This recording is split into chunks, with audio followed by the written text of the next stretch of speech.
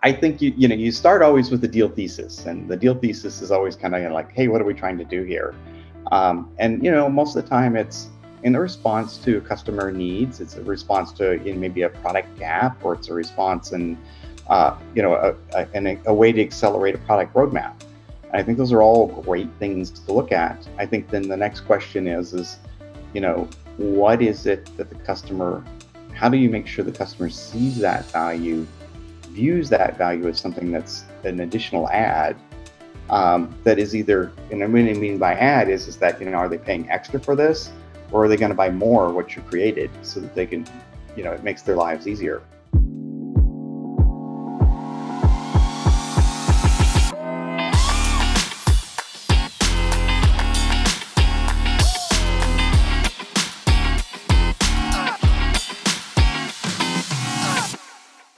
Welcome to M&A Science, where leading M&A practitioners share lessons learned from their experience. If you're interested in keeping up with the latest from M&A Science, visit mascience.com, subscribe to our free newsletter. Every Monday, we share highlights from our interviews and invitations to events as we build the greatest community of forward-thinking M&A practitioners. Again, that's mascience.com. Also, a shout out to VRC for letting us use their office space in Midtown. If you're not familiar with VRC, Valuation Research Corporation, you can hire any firm to do your valuation, but if you want to work with the best, check out VRC. I'm your host, Kison Patel, CEO and founder of M&A Science. Joining me today is James Harris, Principal Corporate Development Integration at Google. Those of you not familiar with Google, Google is traded on NASDAQ under GOOGL. Today, we're going to talk about go-to-market integration planning. How's it going, James? Welcome back. Oh, it's good to see you again, Kison. It's been a little too long. So yeah, always good to chat with you. So I'm looking forward to this conversation. Hey, I'm glad you make good time between deals. Going from one multi-billion-dollar deal to the next multi-billion-dollar deal. I get it. It's not, I won't give you too much of a hard time. Do you want to do the kickoff with your background? Sure. So I like to keep it short. I've been doing M&A for probably over 20 years now. The last 10 years I've been doing it here at Google. And doing M&A at Google can be a wide range of deals. I currently am focusing, as you mentioned, on cloud deals. So there's a couple nice multi-billion-dollar deals here. But some of the more unique deals I've done at Google range from a kite company to a balloon company to chip manufacturing companies, the whole gambit, which is one of the nice things about doing M&A here at Google. Before Google, I did M&A also at Amazon and F5, and before moving into M&A, I held roles in development management and program management, so which has been very helpful in kind of working in a tech-heavy M&A integration. It's always good to at least understand enough of the technology to ask some basic questions. So that means you're good at engineering deals. Yeah. That's what I want to learn today. So this is an interesting topic too, given you've worked on a diverse set of deals. And I want to unpack go-to-market. The reason I want to is I've talked to a number of companies, and as their M&A function matures, it seems the biggest value leak is the synergies anticipated around revenues. And it's just always the challenging thing to execute on is the go-to-market integration. And that's where things go awry. Don't hit those target numbers, or it takes way longer than anticipated. Even for some of those more frequent acquirers, becomes the bottleneck where they can't integrate these products through the go-to-market fast enough. So then you got that as the big slowdown. So maybe we can. Sorry, go ahead. I was going to say, it is really interesting because it's a challenge. You would think engineering would be the place where it's hard because you're merging code bases and teams and building new products. But the go-to-market piece is the part that I think, as you said, is an area that people tend to have more challenges with. I mean, I think it's not an easy subject. And I'm glad we're having this conversation because I actually think it's an opportunity for a lot of places to think about how to improve that over end to end. I mean, you ask anybody about M&A, they're always saying, we could always be better. But then you ask them about their go-to-market pieces, and there's a few companies out there that say, hey, we really have this working well. But they also say it took us a long time to get there. And I think that's something that it's a good conversation to start having. I really think it's very important. You mentioned synergies, and I think there's kind of, I think about synergies in two levels. There's, downside synergies, which is like cost cutting, and, oftentimes G&A and go-to-market go hand in hand, and you're talking about systems and teams and resources, and, why do we need two marketing teams? Why do we need two sales teams? Why do we need two support teams? And I think there is a point there where you can kind of look at that, but the downside with, I would say cost-cutting synergies is the only value you can get to is zero. You can, wind down all the systems, but you really, that's the net gain is zero. It's not, it's not a positive. And I think that really shifts and as I've learned that more and more and observed this, I think that really shifts to the upside synergies. And I think that's kind of focusing on the, now you have two companies, two teams, two sets of products, and it's 1 + 1 = 2 or 3. It's a force multiplier that you can look at to apply there. And I think that's where I think there's a lot of opportunity to think about how to improve your processes and think about, how to get better at this. How do you improve or bring value to the customer? Now you have two things. Is that two things that are really helpful? Is there two things, and you add a third thing that you've also had that can create real value? I think really focusing the conversation around that is way better than kind of downside synergies. It's the upside synergies. And as one of my favorite CEOs used to say, revenue solves all problems. And I think that is kind of, the more you can get direct revenue and address it, that just helps address all of your modeling, all your thought processes. Sounds like that's where you ideally want to start with that, not to start off with this is how we're going to cut costs on this deal and build our business case here. But on the value. Well, before that, start from the top. Why is go-to-market important? Well, to me, it's, it's your interaction with the customer, and, your customer is so critical and so key for businesses. And I think sometimes you can, it's easy to assume that you know what the customer wants or understand what the customer wants. And, I think it's just, you really need to, have high customer empathy, high customer understanding, and really make sure that when you're doing the transaction, you're not internally thinking about what's best for the customer. You've actually listened to the customer and really are delivering something for them that they want, which I think is really, that's a challenge. And we can talk a little bit more about that. Where does product management think that this is a great, cool thing, and engineering think this is a great, cool thing? But you need to go talk to your sales force, because they're the ones that are selling all those great, cool things. And will the customer actually buy it? Is it something that they really need? I've seen a lot. That's a kind of an early test for me in a deal. Is it, who's driving the process? If the sales organization is not part of that conversation, and even the support organization, you really may be fooling yourself into kind of, oh, this is all wonderful and great, and we've created the greatest 1 + 1 + new things here, widget that we can sell to customers. And it's that reality check from Salesforce is really, really critical, because you're writing this, they got to write that check. I mean, they're the ones who got to bring in the revenue. So, if they say, this is really hard and a difficult, challenging sales cycle, then you need to listen to that and think about that, because, that's you need to walk in with that with your eyes open. I'm hearing improve the process end to end, and customer, understanding them, empathizing with them. Where does it start? Where is the very beginning of this start? I think you start always with the deal thesis, and the deal thesis is always kind of like, hey, what are we trying to do here? And most of the time it's in a response to customer needs. It's a response to maybe a product gap, or it's a response and a way to accelerate a product roadmap. And I think those are all great things to look at. I think then the next question is what is it that the customer? How do you make sure the customer sees that value, views that value as something that's an additional add, that is either, and what I mean by add is that, are they paying extra for this, or are they going to buy more of what you created so that they can, it makes their lives easier. I think having that conversation and, testing it with the sales force, and I actually like to test the sales force in two levels. There's usually an optimistic side of the sales force, like, hey, this is awesome, we can sell it, to a pessimistic side where it's just like, oh, wow, there's all these challenges or these headwinds to think about. It's, really getting at that thesis and seeing, can we really deliver on it? I think, building detailed financial models and thinking about the projections is really important and a strong exercise there. And making sure everybody's signing up for those projections, because, if you're predicting the hockey stick growth and you're assuming a bunch of engineering roadmap deliverables to make that hockey stick growth, well, then engineering needs to be on the hook to actually get things done.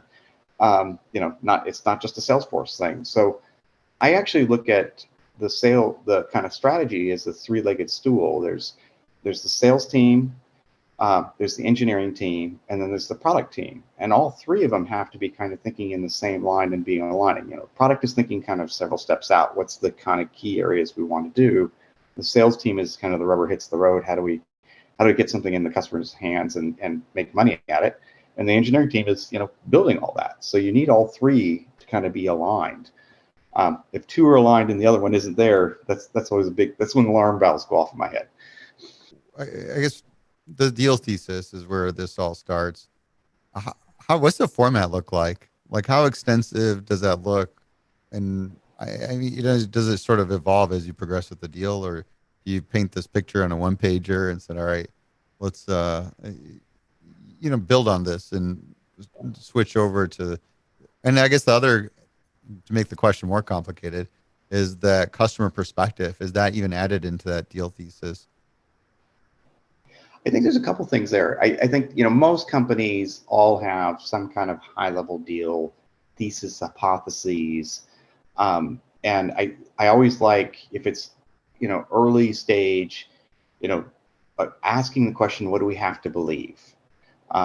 Is it that we can upsell the product to 50% of our customers? That's just, I'm throwing out numbers here. If that's kind of a core assumption, then that's something we need to kind of make sure we're all agreeing to or understanding. As you're going through and doing the due diligence, you may find out that, maybe it's not 50%, but it's, 37, and 37 is fine. That's great. Then you need to adjust the reality there. If it's, 87, that's even better. But, you just need to kind of think about where that fits in the continuum of, is it practical? I have worked in a couple companies where we built, as part of the deal thesis, an incredibly detailed financial model. And we actually took the time to think about modeling out each kind of, product, subproduct, additive value that we could see.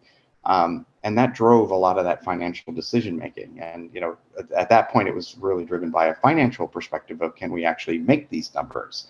And as we're going through the diligence process, we would test all of our findings against that model. And there was always kind of I would say, error bars within those models that you could get to. That's like, okay, this is now getting too risky. If we figure that there's a swing factor of, X%, then that's fine. But if that swing factor is getting really high, where we realize, well, maybe we aren't going to get the same kind of, upsell opportunities that we thought we could, then that's something that you need to step back and either rethink the core thesis and the kind of targets that you set, or do you even do the deal at this point? Because it may be that it's, you're chasing after something that's, too hard. You're chasing after something that's just going to be really hard to get the return. This is the $1 million question. How do you balance it out? Because when you are on the model, it's easy to use your imagination and tinker with your variables there, right? And to have a story, that's one, right? That's one approach. But then the other part is more around the discovery of your capabilities to execute on, right? Like, what can you actually tangibly do, which is different. This is talking to people and really doing that level. How do you balance that out? And that's the age old problem. I mean, you're right. This is the tough question to kind of sit through, and I think you have to kind of look at it from a couple angles here. I'm always nervous about, when I'm thinking about bringing on a new set of products or something that may be changing our back office systems, how much of that is internal back office system engineering optimism? Because I think engineers are kind of biased that way. And I think you have to kind of look at it from that perspective. And that's great, because they like to solve these tough problems and they like to do these things. And that's awesome. So you have to kind of figure out, what is that factor? And I think the big thing there is track previous history. If the engineering team, and I'm going to just, this is kind of classic engineering. If you got, an engineer who always says it's going to take 5 days and it really takes 15, well, you just know every time they tell you that it's a factor of 3 that you have to multiply it by, and then that's probably realistic. When I used to be a program manager, I usually asked engineering, and I still think this is kind of holds true in this kind of state, is I would ask engineering to provide me estimates in a developer fantasy day. And that meant that you just got to code all day, you just got to work on the one problem, and that's what you did. And because that's usually what, when you talk to people that are estimating, that's kind of how they're thinking about it. And then you think about layering in all the other work. There's existing work that you're doing, existing maintenance work. And I think that gets to kind of that other piece around bringing something in, is you have to assess your own internal systems roadmap and where that's at. If you're kind of replatforming and changing your back office, from Oracle to SaaS, I'm just throwing names out. Pause and think about that, because you're going to drop an integration in on top of it. There's a lot of variables there that you need to make sure are actually going to happen. And do you start on SaaS, Oracle, and then move to SaaS, or do you wait and move on to SaaS? What happens is the SaaS stuff is delayed. Those are the things you have to have these really heart-to-heart conversations around, what do we think is realistic? And then I think, it goes back to history, and then you kind of have to add in a little bit of pragmatism of, okay, we know we're making an assessment off of due diligence that's happening in a short window. There's a whole bunch of other things that we don't understand yet. So you'd have to kind of add some form of contingency in there. And I kind of, in the back of my mind from the ex-engineer, whatever contingency I thought of that I would add in a non-M&A integration world, I'll double it for M&A, just because I think there's just stuff that comes out of the woodwork that you just can't predict. And it's, it's just a high level guesstimate swag estimation process, but yeah, it's not hurt me so far. All right. So you gotta be rigorous on both your financial modeling and your abilities to really validate and thinking all this stuff through. The planning, where do you start with planning? So I think there's kind of it kind of comes back a little bit to modeling and thinking about, like, okay, when do you think things are going to get done? And how long? I think the other thing that you have to think about is how long do you stay on interim processes? I think there's as we're kind of talking about, you have to kind of land on your internal systems, and you have to kind of land with your sales organization at some point. But you do need to set some kind of general guidelines of, like, is this something that we're willing to kind of run in parallel for 6 months, a year? Some companies I've known, they've been willing to wait multiple years for, the kind of parallel processes to go, because they just know that it's going to take so long to get into a core set of infrastructure that you kind of have to accept it. One company, I will remain nameless, they had to kind of move into a core set of operating processes so that they could actually be fully booked and processed as part of the normal sales cycle. And that took 3 to 4 years. And we'd done, the only reason we knew that it took 3 to 4 years is we tried it a few times and we realized that's how long it just takes. So then we would set that expectation up that, this is how long it's going to take. And so we need to be practical about what is that interim system going to look like and how's that process work. And I have always important is, now you kind of figured out the back office processes. It's really important to step back. And this is, again, where your sales team comes into play. How's this going to work for the customer? Is this, we're going to present 2 sets of paper and they have to sign 2 different agreements? Is it 2 sets of billing? Is it, how do you make that really clear to them? And, how do you set that expectation? I think a lot of being on both sides of the transactions and seeing working in operations when acquisitions are occurring, I'm willing to see expect a company to take a year maybe to kind of get things sewn together, and I think that's reasonable because there's a lot of work, even 18 months. But at some point, as a customer, I also want to have, I don't want to see that it's 2 companies. I don't want to do 2 companies. I want to do 1 company now. That's my benefit. So I think you have to think about how you how you get to that position really early. And that may mean that you have to do some things on the front end to, I want to say, present to the customer a single view, single point of view. But there's a whole lot of back end processes that you're doing that may be manual to kind of create that better customer experience. Because I think that kind of, you have to go back to the customer and making sure that, they see value in this transaction. It's almost like we can break it down between front end and back end. Kind of like we do in development, right? We got stuff Yes. going on under the hood and stuff that's very visible that customers actually see. And it's like thinking through go to market, the same thing, that there's a whole back end infrastructure that underpins all the operations. Then you got all the front end, what the customer sees and interacts with and their experience. And there may be a whole, as one of my favorite engineers used to refer to it as the kludge layer that keeps the front end looking nice and the back end system not working so well yet.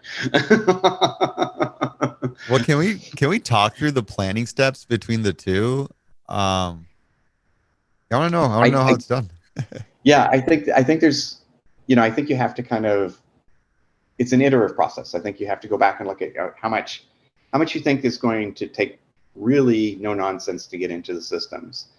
And then I think you have to go back and then look at, okay, what are our revenue goals, our customer goals, our sales targets. And there's always a little bit of engineering work that also has to go on to kind of get into any product systems or back office systems. So what are those three things? And I think you circle back and forth on this to get to a plan that is really clearly understood, because I'll play out one extreme here where it's like, okay, it may take, back to that company that took multiple years to kind of get into the 4 core product infrastructure pieces.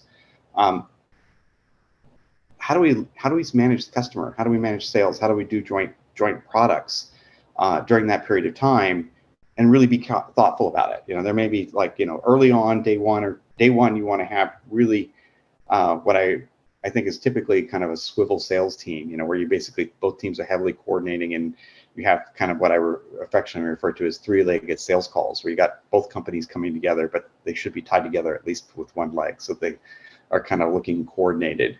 How you go from that, which is really kind of rough, to a more polished system is in an interim stage. And do that in a way that you're not creating new features or new products that eventually fully impact that back-end system that may be burdened. You need to think that through and really be clear and plan that out, and talk about what's the financial impacts to those decisions. It may be that you can't, offer discounting, across multiple products, because both products have different kinds of discounting models at some point. So you can't harmonize that until further down the road. So you have to be honest with yourself, and I think that's the challenge, because nobody really wants to talk about the fact that back office systems and back end systems kind of drive front end interactions, and you have to it's really important to have a really strong technical team who can talk to these pieces, but also speak the truth. This is easy we can do, and that's hard we can do. And then I think it's going back to that key, I want to say, revenue sponsor, which is the sales team. Okay, we're going to do this. It's going to be a little clunky. How's it work? Does that affect your sales? Does that mean that a certain percentage of our customer population just doesn't want to mess with 2 contracts, or just doesn't want to mess with 2 invoices? What is that? Help me understand what that impact is, because that, ultimately gets back to whether or not you're thinking about resetting your revenue targets practically early, so that you don't have a surprise as you go into the integration, and then the sales team goes, well, of course they're not. We lost 20% of our sales, opportunities, because it's the customers don't want 2 invoices. I'm just picking on invoices today, but it's kind of amazing sometimes how some companies just don't want to deal with that, which is fair. You're not making this easier said than done. It's not. I think that's the piece that I really want to, and I think that's the piece that I think everybody's like, oh, well, this is going to be straightforward, and it's pretty intricate. And I think having a really detailed cross-functional team that can step in and do the M&A work, who knows how things work, is paramount. And unfortunately, those are the same people that are doing the replatforming work, the big architecture heavy work. And I think you have to, it's a tough thing to build the case that you have to invest in your systems team so that you can go faster, because it's kind of not directly driven to revenue. It's like, oh, I invest in engineering teams because that makes new product and that makes new widgets, and then we can sell more of those. But I think the thing that I've seen, for those companies that I had kind of touched on that do this really well, is they really have invested in building that infrastructure so that it is multifaceted and can support different sales models fairly quickly. And that takes time and effort, and it's kind of hard to. You have to build the case with multiple deals in some cases that this is something that's worth investing. I mean, you're not talking about an IMO. You're talking about something else. I'm talking about like core resources within the engineering team who then can help on board and build those new, I want to say, APIs for the new companies that come in. Also building the muscle within the engineering team to do integration, which essentially speeds up your ability to integrate the infrastructure so that you can really get to the ideal North Star experience, or get closer to it faster. And be honest about I mean, I like using the API model because it's like, not all APIs work great, but the API does the job. So, when you're doing some kinds of sales, you may say that, we can support this type of sale very easily. But if, you have to be honest that, the company and oftentimes most of these companies are smaller and have more bespoke sales processes. And I think that that's where you have to be honest with them about, you can't just like audit or edit out a simple kind of set of clauses in the contract. You actually have to make sure that you're keeping all those terms, because there's systems that are tied back to those terms. And that's always a tough thing to get across to what I would say smaller company sales teams. This is that, it was just so easy. We could just kind of change the terms. And it's like, well, we can't change the terms because we're actually promising something on the back end as far as an audit or, a compliance standard that you have, it's just it gets to the crux of a little bit of oftentimes with acquisitions, big company, small company problems. Big companies have a lot more standardization, move a little slower. Small companies, hey, we're fast, we can make these deals. And that gets to something that I think is really important to talk about with the sales organization. Is this change management. It is a huge piece that, the selling motion may be changing. On the plus side, oftentimes when you're a small company, you have to like get out there and be scrappy and get your name out there and, do a lot of cold calling. When you're a larger company, that's all easy. Now you have to then figure out how to fit into the system to sell your product and sell it. So it's in some ways being honest with the sales force that, there's different ways of doing sales, and you have to be prepared to make the shift. Or if you don't want to make the shift, then maybe it's not the right place for you. I mean, I think that's a tough thing to have a conversation around, but I think it's really important to be honest with people that, yes, you have to go and have a lawyer review your contract. You can't just mark it up yourself. I'm, taking extreme here, but there's processes. And when you go to have the lawyer review your contract, there's a process to go through that piece. You just can't run down the hall and sit in the lawyer's office and say, hey, can you mark this up? Okay, I want to make sure I'm not losing anything here. So I got three key areas we're talking about. One, sales readiness, which we're going to expand on, the customer,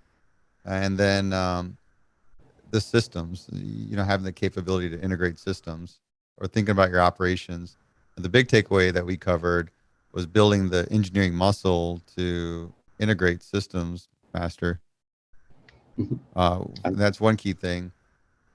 The sales readiness part, how do you bring that conversation up? What does that sound like? I think there's a couple of pieces there. I think it's, being really clear on how you view the new joint product and how you view that what value that is to the customer. hopefully the inbound sales team doesn't say, wow, that's crazy, that doesn't fit, because I think that that's a warning sign there. That's a dumb idea. I don't like it. Yeah, exactly. Alarm bells should go off there. Because I think, Now this ties back to what you said earlier was test with sales. So maybe give me a sense of, is that happening in parallel? Where does that fit in?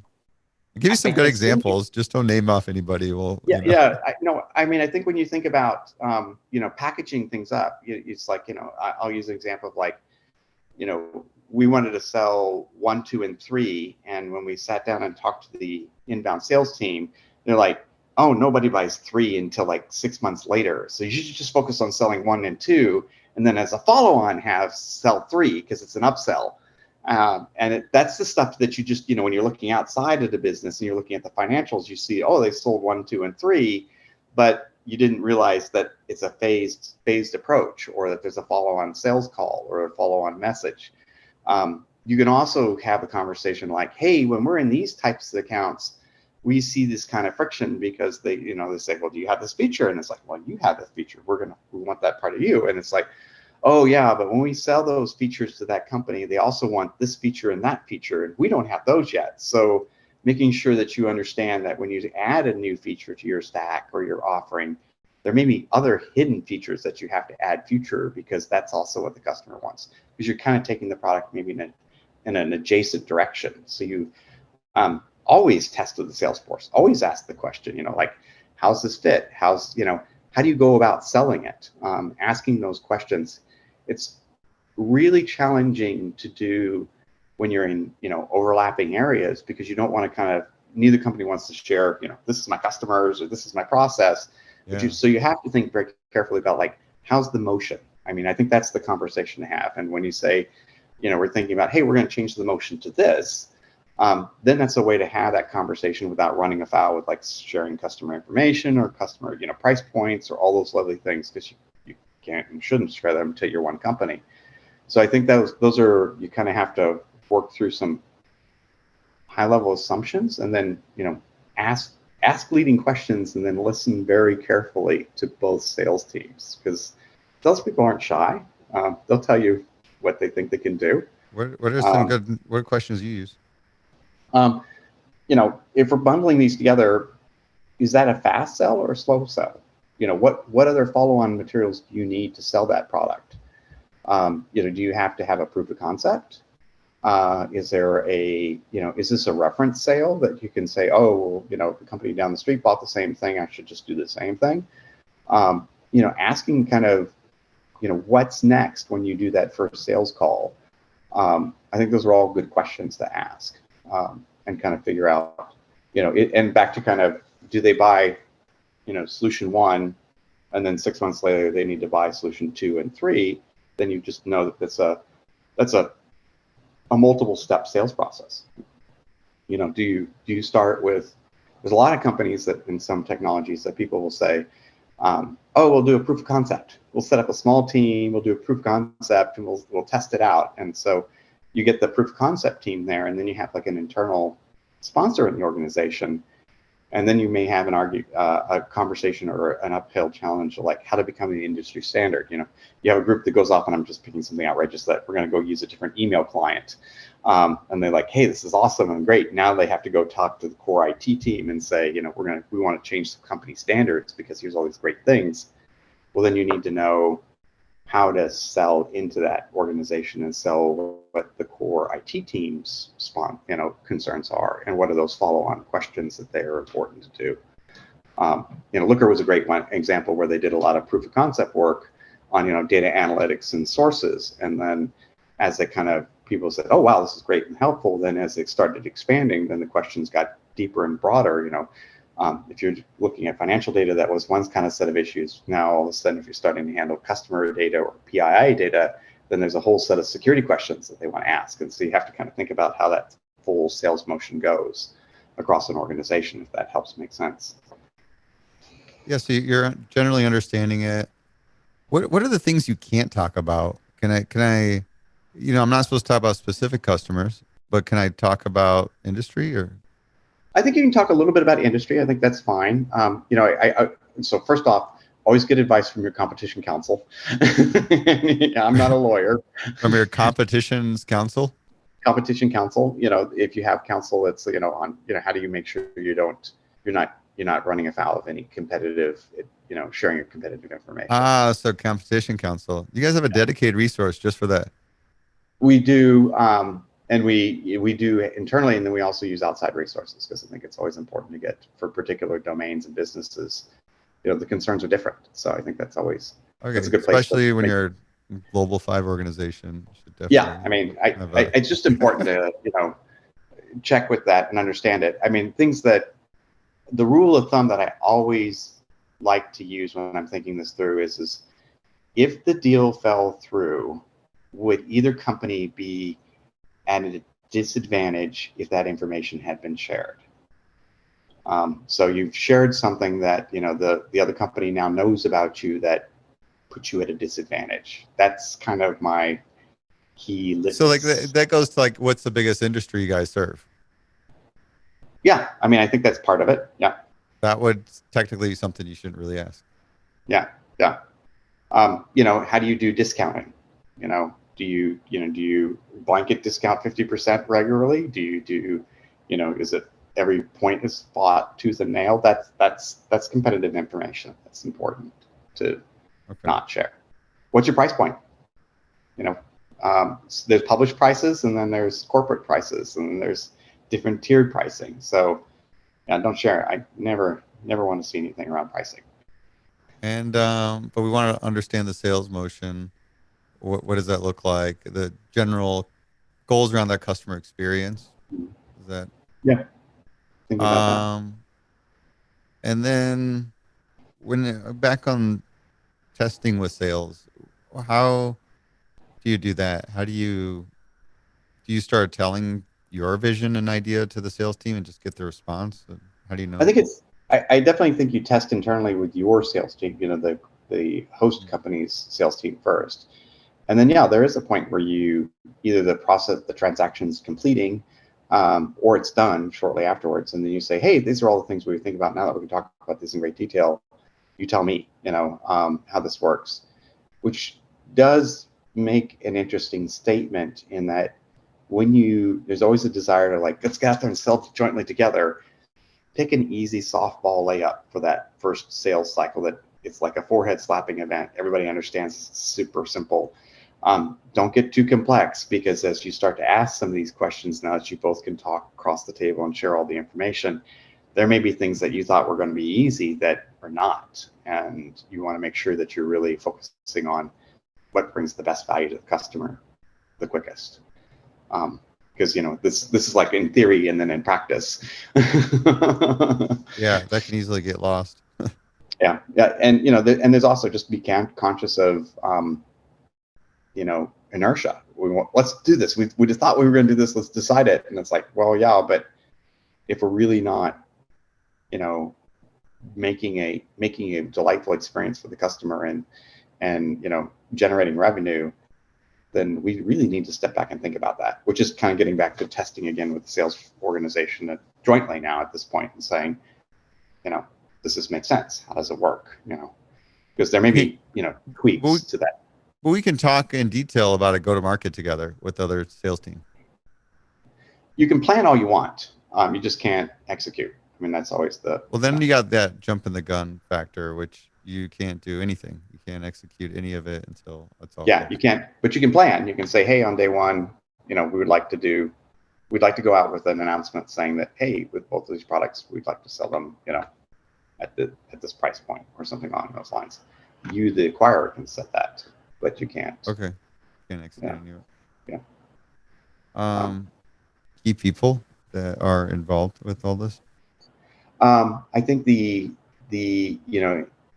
inbound team, their operations team, their sales operations team is the key people that you want to talk to very early on around the systems and processes, because you need to understand how they're working, and what works well and what doesn't work well, and why they chose to automate some sections and why they chose not to automate some sections. That gives you some very interesting data around friction points, how to make the best experience for the customer. So I think that's a key person to talk to, key group of people to talk to on the other side. You know, the head of sales and how they think about the sales team and how the sales teams are going to work together. There's a big change management. You know, now you have two sales teams working together. You have to think about territory mapping, and you have to think about how, you know, who's going to work in each territory. You know, I guarantee you, there's no company I've ever seen where we've done an acquisition where the territory is exactly overlaid. I mean, it never happens. So, you know, now you have to kind of think about how you tune, you know, somebody that may have been selling in just a small region now has a bigger region because it's a bigger company, because that's the way the company is organized. You know, how do you make sure that if you have somebody who's been selling in a small region, now you just put them in a big region, do you need to look at the resourcing for that one person? Because now you may have a bigger footprint that person has to cover. You know, those are things that you have to think through and, you know, work out. That's a lot of problem solving and thinking around the corner, my friend. Yes, you do have to spend a lot of time thinking. I have to say, on the acquirer side, you really need a group of dedicated go-to-market integration folks that are staying constant with all the back office system pieces, but thinking around the corner, thinking those next 2-3 steps out around the corner, as you even start the thesis, so that you can be ahead of the sales force, because that's just, when you get behind the sales force, then that's super challenging, because the sales force is like, we want to sell things, we want to do all these things, and you're not allowing us to do it. And that, just from an integration standpoint, it's not a good balance, you know.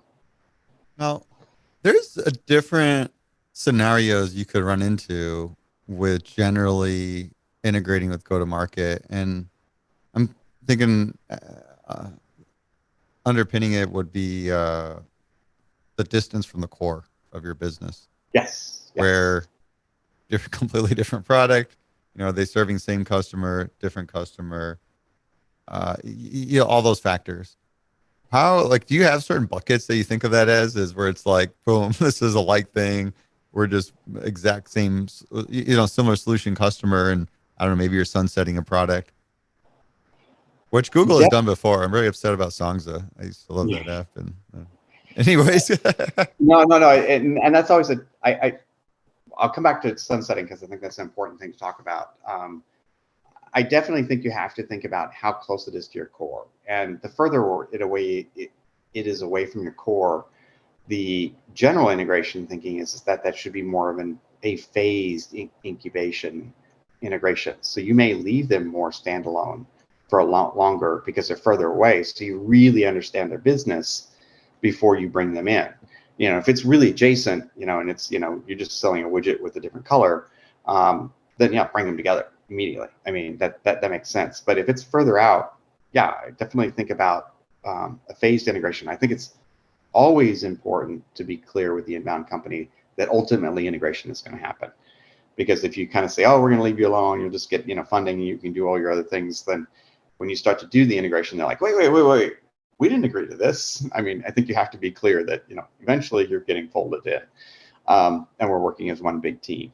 But that may be a while, and I think that's important to set that. And I think it's important to set an understanding level of the other company's business, but also a time level, so that it's kind of both sides here, that, you know, hey, we're thinking that we're going to phase you in a year, but we need to understand these 3 things or these 4 things. I think that's really important to be open and very transparent about it, because, you know, you may not understand all 4 things in a year, but at least you can then say, okay, well, they're going to move it 6 more months, or hey, and, you know, 1 year we've understood all 4 things, now we're ready to start this process. Let's get moving to it.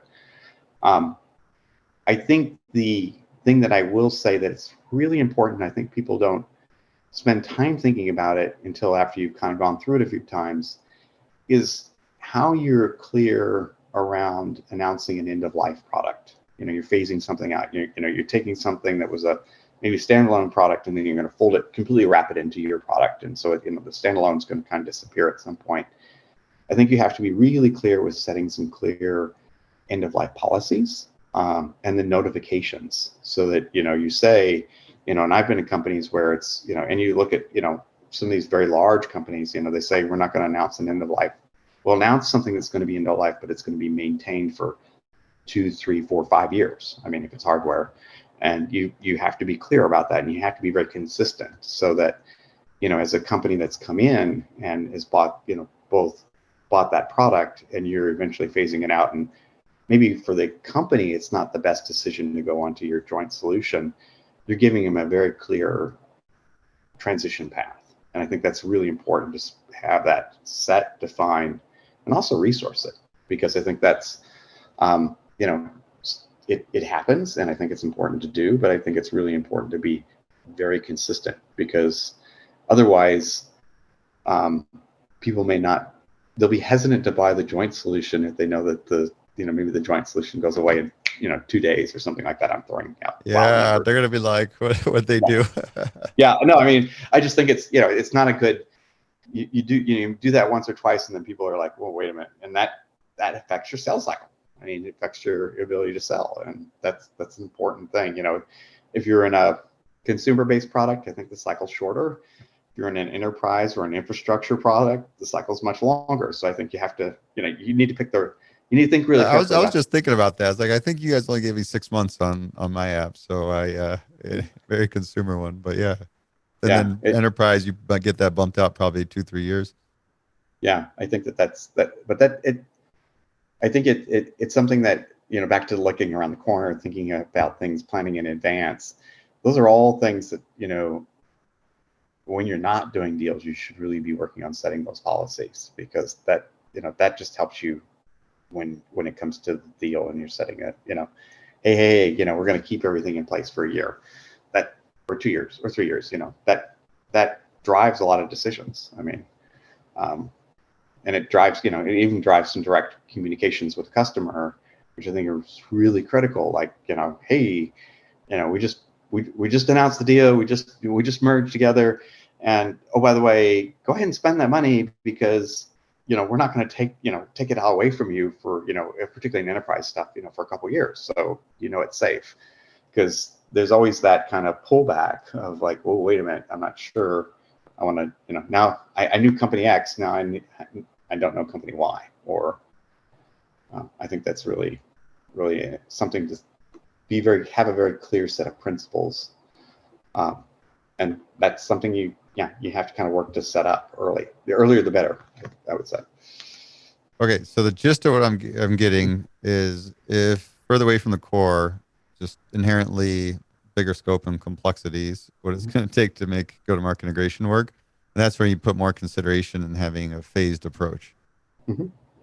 And then on that side, sunsetting a product, unique situation, because you're then, I guess, how does that sales team, have you done that where you sunset a product and then you brought over the sales team, or is it typically? We brought most of the time, I'll go back to like a lot of my M&A's been more in enterprise software. And so you do keep the sales team, and you keep the support organization, particularly as you're sunsetting the product, because you're going to need to keep those customers well managed. And in some cases, I've actually had sales teams help that customer transition from the pre-closed product to another option. I mean, I think that's something you have to kind of think through a little bit. It's more, in those cases, it's more sales engineering or customer service kind of roles.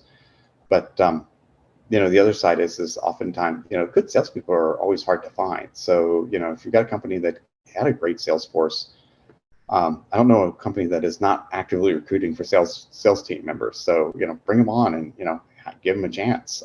Because I think, I'm always amazed at how some people come in and it's like, oh, this is the right place for me, and just, take off. And so I think that's really, really important to keep in mind. What about the marketing function? Where does that fit in? How should you think about that?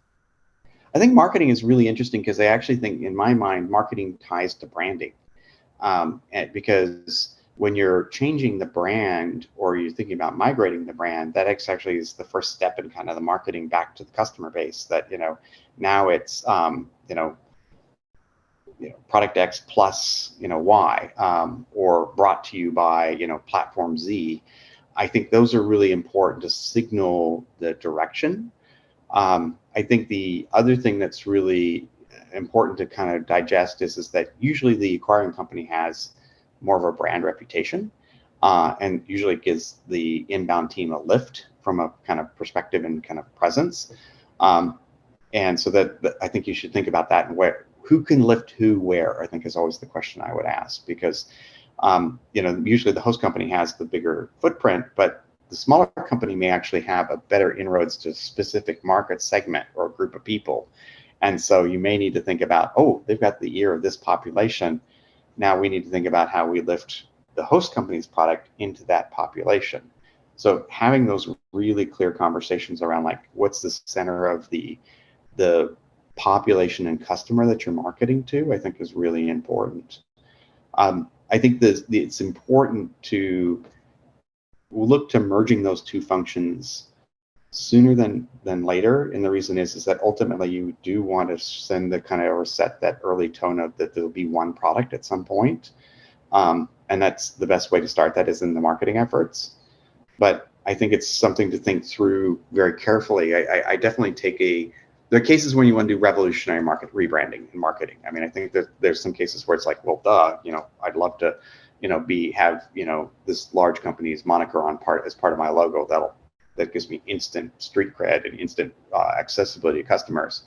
But there's often a lot of cases where it's not, and it needs to be migratory, and you need to think about this as a conversion period of time, and you kind of signaling to the customer and even to the market that you're making this change. And sometimes marketing can be also a leading indicator that if there's a lot of pushback or snark or like disbelief that you can do two things together. I'll pick on an example of like John Deere and doing AI work, totally out of my field, but the fact that John Deere did merge AI into their tractors, and they started showing how they were using the AI components in their tractors to allow a tractor to run semi-autonomous, is pretty amazing. But as they were kind of introducing AI to tractor people, it's like, well, AI stuff, this is kind of weird. And the AI company organizations and companies were skeptical that a company like John Deere could actually pull this off. So I think you have to kind of use marketing as a way to test that customer sentiment. There's so much more we can talk about, James. I don't know if I can get somebody to sneak more time on your calendar. Yeah, we should find more. So we'll see. We'll hold that. Otherwise, for now, I got to ask, what's the craziest thing you've seen in M&A? Oh, the craziest thing I've seen in M&A. The craziest thing, I would have to say, a CEO who had gone all the way down the process of getting ready to prepare to sell their company that was kind of like they put a lot of personal effort into it. And we needed to kind of clarification around a legal matter. And they clearly used that legal matter as the excuse to kill the deal. They kind of basically said, oh, we did all these horrible things. And that just killed the deal immediately, because there was just no way we could just do it because they put it in writing. But it was kind of the craziest thing. It was just, to me, it was like, how do you kill a deal in like one email? And that had to be it, where it was like, do you do this? Do you do not do this? How do you manage this customer data?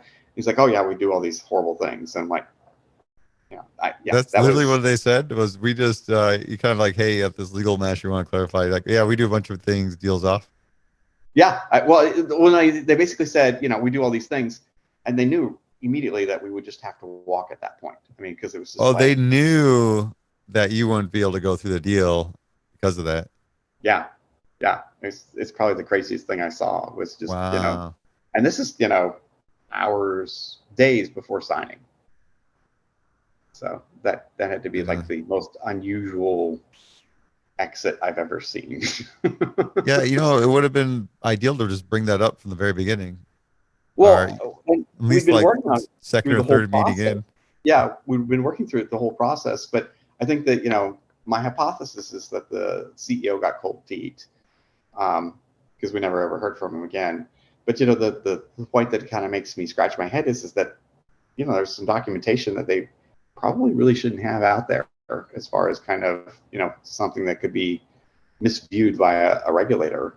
That just, I just would have, it would have just been easier to say, I just don't think this is a good deal to do. I think they could have done that. Wow. But yeah, that was crazy. a legal kind of, I wouldn't say breach, but technicality, using that as an excuse to kill the deal. Yeah. Interesting. James, joy speaking with you. Thanks so much for coming back. I don't know. Yeah. There's a whole other half of this interview. There literally is. I was looking. I wrote up a bunch of notes here, and we definitely need to do some more here.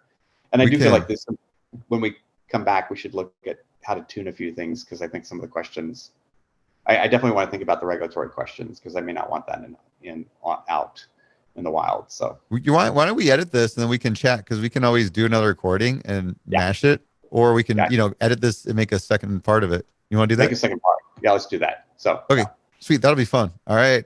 Part 2. All right. Good seeing you. Thanks, James. We'll talk again. Thanks for staying so late. I didn't realize you were in New York. So yeah. No, I'm screwed this whole week. So this is kind of cool. I'm staying late drinking or entertaining people. So this is my healthy day. Thanks, James. All right. Cheers. Bye. Take care. Bye.